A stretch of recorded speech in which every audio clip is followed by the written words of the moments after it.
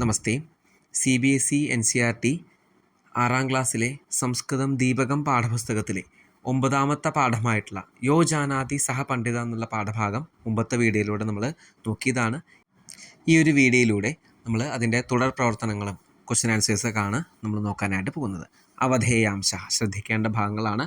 പഠന്തു, അവഗച്ഛന്തു, ലിഖന്തു ച. പഠിക്കുക, മനസ്സിലാക്കുക, എഴുതുക. ശ്രീരാമസ്യ ഗുരുഹു വസിഷ്ഠ. ശ്രീരാമൻ്റെ ഗുരുവാണ് വസിഷ്ഠൻ. ശ്രീരാമസ്യ എന്നുള്ള അതാണ് നമ്മൾ ശ്രദ്ധിക്കേണ്ടത്. വസിഷ്ഠസ്യ ശിഷ്യ ശ്രീരാമ. വസിഷ്ഠൻ്റെ ശിഷ്യനാണ് ശ്രീരാമൻ. കർണസ്യ ഗുരുഹു പരശുരാമ. കർണൻ്റെ ഗുരുവാണ് പരശുരാമൻ. പരശുരാമസ്യ ശിഷ്യ കർണ. പരശുരാമൻ്റെ ശിഷ്യനാണ് കർണൻ. അടുത്തത് അർജുനസ്യ ഗുരുഹു ദ്രോണ. അർജുനൻ്റെ ഗുരുവാണ് ദ്രോണൻ. ദ്രോണസ്യ ശിഷ്യ അർജുന. ദ്രോണൻ്റെ ശിഷ്യനാണ് അർജുനൻ. ചന്ദ്രഗുപ്തസ്യ ഗുരുഹു ചാണക്യ. ചന്ദ്രഗുപ്തൻ്റെ ഗുരുവാണ് ചാണക്യൻ. ചാണക്യസ്യ ശിഷ്യ ചന്ദ്രഗുപ്ത. ചാണക്യൻ്റെ ശിഷ്യനാണ് ചന്ദ്രഗുപ്തൻ. പത്മപാദസ്യ ഗുരുഹു ശങ്കരാചാര്യ. ശങ്കരാചാര്യസ്യ ശിഷ്യ പത്മപാദ. വിവേകാനന്ദസ്യ ഗുരുഹു രാമകൃഷ്ണ. രാമകൃഷ്ണസ്യ ശിഷ്യ വിവേകാനന്ദ. അപ്പോൾ ഇത്രയും സെൻറ്റൻസുകളിൽ നിന്ന് എന്ത് മനസ്സിലാക്കാം? ശ്രീരാമസ്യ, കർണസ്യ, അർജുനസ്യ ഇതൊക്കെ ഷഷ്ഠി വിഭക്തിയാണ്. ശ്രീരാമസ്യ എന്ന് പറഞ്ഞാൽ ശ്രീരാമൻ്റെ, കർണസ്യ കർണൻ്റെ, അർജുനസ്യ അർജുനൻ്റെ, അതുപോലെ ചന്ദ്രഗുപ്തസ്യ ചന്ദ്രഗുപ്തൻ്റെ, ഇപ്പുറത്തും ദ്രോണസ്യ, ചാണക്യസ്യ, ശങ്കരാചാര്യസ്യ, വസിഷ്ഠസ്യ. അതൊക്കെ എന്താണ്? ഷഷ്ഠി വിഭക്തി പ്രയോഗങ്ങളാണ് നമുക്കിവിടെ എക്സാമ്പിളായിട്ട് കാണിച്ചു തന്നിരിക്കുന്നത്. അടുത്തത് ഗ്രന്ഥ ഗ്രന്ഥകർത്താച്ച. ഗ്രന്ഥകർത്താവും ഗ്രന്ഥങ്ങളും. രാമായണസ്യ രചയിത വാൽമീകി. രാമായണത്തിൻ്റെ രചയിതാവാണ് വാൽമീകി. വാൽമീകേഹേ കാവ്യം രാമായണം. വാൽമീകിയുടെ കാവ്യമാണ് രാമായണം. ഇവിടെ വാൽമീകേഹേ എന്ന് പറയാൻ കാരണം വാൽമീകി ശബ്ദത്തിൻ്റെ ഷഷ്ഠി വാൽമീകേഹേ എന്നാണ്. മഹാഭാരതസ്യ രചയിത വ്യാസ. മഹാഭാരതത്തിൻ്റെ രചയിതാവ് വ്യാസനാണ്.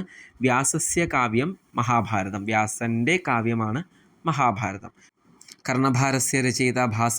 ഭാസസ്യ നാടകം കർണഭാരം. രഘുവംശസ്യ രചയിത കാളിദാസ. കാളിദാസസ്യ കാവ്യം രഘുവംശം. പഞ്ചതന്ത്രസ്യ രചയിത വിഷ്ണുശർമ്മ. വിഷ്ണുശർമ്മണഃ കൃതി പഞ്ചതന്ത്രം. ഇവിടെ വിഷ്ണുശർമ്മണഃ എന്നുള്ള ഷഷ്ഠി വിഭക്തിയാണ്. ഹിതോപദേശസ്യ രചയിത നാരായണ പണ്ഡിത. നാരായണ പണ്ഡിതസ്യ കൃതി ഹിതോപദേശ. എല്ലാം ഷഷ്ഠി വിഭക്തി പ്രയോഗങ്ങളാണ് ഇവിടെ ഉപയോഗിച്ചിരിക്കുന്നത്. അടുത്തത് പതി പത്നി സംബന്ധം. ഭാര്യ ഭർത്തൃ സംബന്ധങ്ങളാണ് ഇവിടെ യൂസ് ചെയ്തിരിക്കുന്നത്. അത് പറയുന്നതിന് നമ്മൾ ഷഷ്ഠി വിഭക്തിയാണ് യൂസ് ചെയ്യുക. അരുന്ധത്യാഹ പതി വസിഷ്ഠ. അരുന്ധതിയുടെ പതിയാണ്, ഭർത്താവാണ് വസിഷ്ഠൻ. അരുന്ധതി ശബ്ദത്തിൻ്റെ ഷഷ്ഠി അരുന്ധത്യാഹ എന്നാണ്. അതുപോലെ വസിഷ്ഠസ്യ പത്നി അരുന്ധതി. വസിഷ്ഠൻ്റെ പത്നി അരുന്ധതി. സീതായാഹ പതി ശ്രീരാമ. സീതയുടെ പതിയാണ് ശ്രീരാമൻ. ശ്രീരാമസ്യ പത്നി സീത. ഊർമിളായാഹ പതി ലക്ഷ്മണ. ലക്ഷ്മണസ്യ പത്നി ഊർമിള. കുന്ത്യാഹ പതി പാണ്ഡുരാജ. പാണ്ഡുരാജസ്യ പത്നി കുന്തി. കുന്ത്യാഹ, ഊർമിളായാഹ. അതുപോലെ അടുത്തത് രുക്മിണ്യാഹ, സുഭദ്രായാഹ. എല്ലാതും സ്ത്രീലിംഗ ശബ്ദങ്ങളാണ്. അതുകൊണ്ടാണ് കുന്ത്യാഹ രുക്മിണ്യാഹ എന്നുള്ളത് വന്നിരിക്കുന്നത് ഷഷ്ഠി വിഭക്തിയിൽ. അടുത്തത് ചോദ്യോത്തരങ്ങളാണ്. പാഠസ്യ ആധാരേണ നിമ്നലിഖിതാനാം പ്രശ്നാനാം ഏകപദേന ഉത്തരം ലിഖന്തു. ഒറ്റ വാക്കിലാണ് നമ്മളിവിടെ ഉത്തരം എഴുതേണ്ടത്. ക്വസ്റ്റ്യൻസും ആൻസേഴ്സും നമുക്ക് നോക്കാം ഓരോന്നോരോന്നായിട്ട്. ഭോജനാന്തേ പാതും യോഗ്യം കിം. ഭോജനത്തിന് ശേഷം കുടിക്കാനായിട്ട് യോഗ്യമായിട്ടുള്ള ഏതാണ്? ഉത്തരം തക്രം, മോരാണ്. അടുത്തത് സർവ ദേവാനാം വന്ദനീയ ക. എല്ലാ ദേവന്മാരും വന്ദിക്കേണ്ടത് ആരെയാണ്? വന്ദിക്കപ്പെടുന്ന ആരെയാണ്? മൃത്യുഞ്ജയ, ശിവനാണ്. ജയന്തഃ കസ്യ സുതഃ. ജയന്തൻ ആരുടെ പുത്രനാണ്? ശക്രസ്യ, ഇന്ദ്രൻ്റെ. ലങ്കായാം മിലിത്വ കസ്യ പൂർണ്ണരൂപമസ്തി. ലങ്കയിലെ പൂർണ്ണമായും ആരുടെ രൂപമാണുള്ളത്? കുംഭകർണസ്യ. കുംഭകർണൻ്റെയാണ് പൂർണ്ണരൂപം. അടുത്തത് പാഠസ്യ ആധാരേണ നിമ്നലിഖിതാനാം പ്രശ്നാനാം പൂർണ്ണവാക്യേന ഉത്തരം ലിഖന്തു. കംപ്ലീറ്റ് സെൻറ്റൻസ് ആയിട്ടാണ് ഉത്തരം എഴുതേണ്ടത്. ഫസ്റ്റ് ചോദ്യം, വിഷ്ണുപദം കഥം പ്രോക്തം. വിഷ്ണുപദം എങ്ങനെയാണ് നമുക്ക് ലഭിക്കുക? വിഷ്ണുപദം ദുർലഭം പ്രോക്തം. അത് ദുർലഭമാണ്, എളുപ്പം നമുക്ക് സാധിക്കില്ല. അടുത്തത് കസ്യ ആദിഹി അന്തഃ ച നാസ്തി. ഏതിൻ്റെ തുടക്കവും ലാസ്റ്റുമാണ് നാ ഉള്ളത്? നയനസ്യ ആദിഹി അന്തഃ ച ന അസ്തി. നയനത്തിൻ്റെ ആണ്. മൂന്നാമത്തെ നരഹ കാശ്യാം കിം ഇച്ഛതി. മനുഷ്യൻ കാശിയിൽ എന്താണ് ആഗ്രഹിക്കുന്നത്? നരഹ കാശ്യാം മൃത്യും ഇച്ഛതി. മൃത്യുവാണ്, മരണമാണ് ആഗ്രഹിക്കുന്നത്.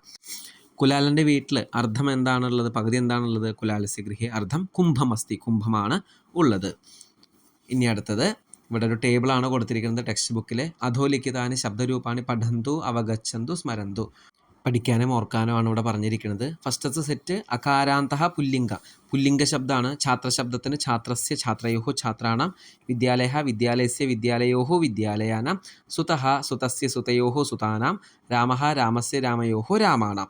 അടുത്തത് ആകാരാന്ത സ്ത്രീലിംഗ ശബ്ദമാണ് സീത. സീതായാഹ സീതയോഹോ സീതാനാം.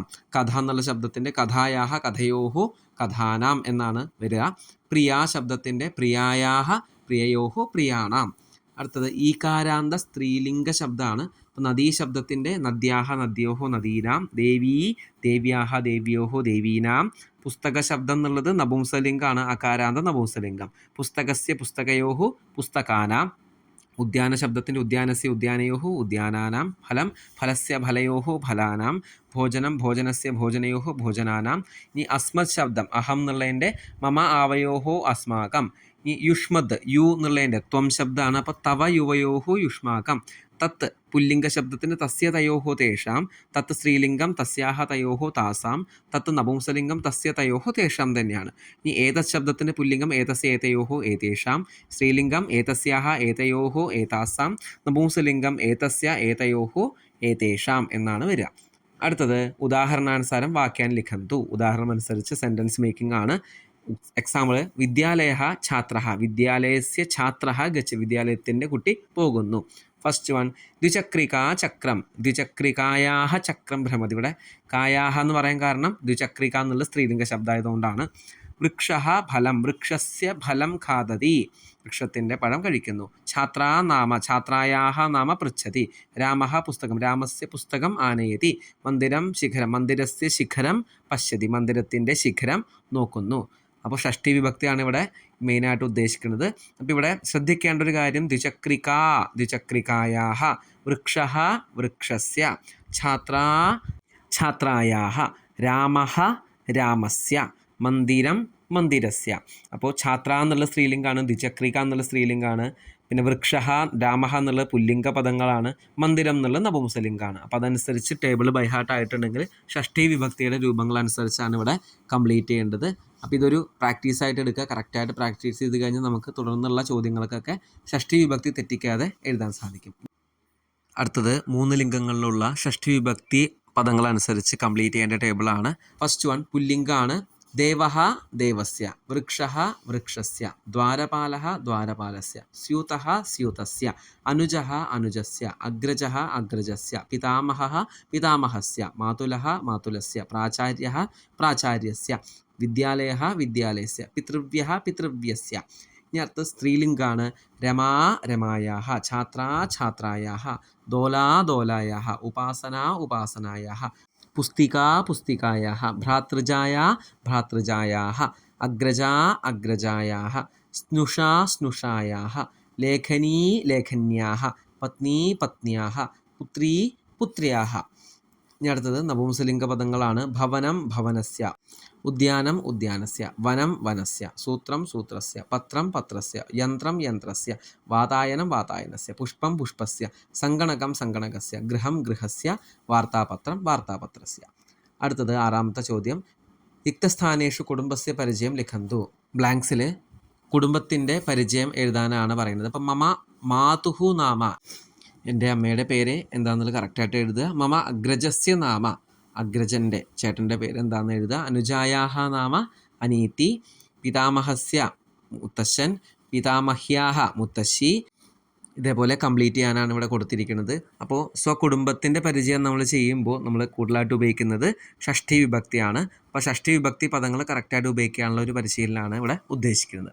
അടുത്തത് അധഃ ശ്രീരാമസ്യ കുടുംബസ്യ രേഖാചിത്രമസ്തി, ചിത്രം ദൃഷ്ട്വാ ഉദാഹരണാനുസാരം വാക്യാനി രചയന്തു. ശ്രീരാമൻ്റെ കുടുംബത്തിൻ്റെ ഒരു രേഖാചിത്രം കൊടുത്തിട്ടുണ്ട്, അതനുസരിച്ച് വാക്യങ്ങൾ ഉണ്ടാക്കാനാണ്.